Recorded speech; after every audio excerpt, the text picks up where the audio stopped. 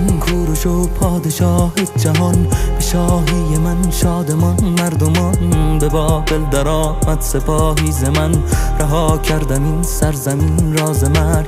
به بابل چو وارد شدم بی نبرد، سپاه من آزار مردم نکرد. من بردهداری برانداختم، به کار ستم دیده پرداختم.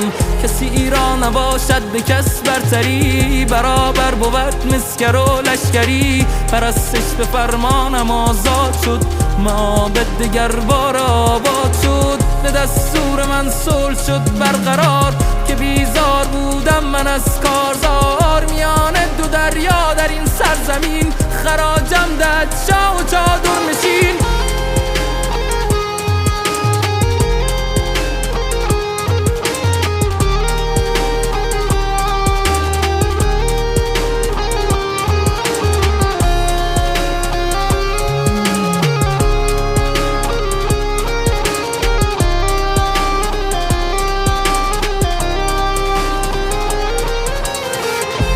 ساختم شهر ویرانه را، سپس خانه دادم با آواره ها. مرا در جهان دیار آرامش است، به گیتی شکوفایی و دانش است. چه روزی مرا عمر پایان رسید، زمانی که جانم ز تن برکشید.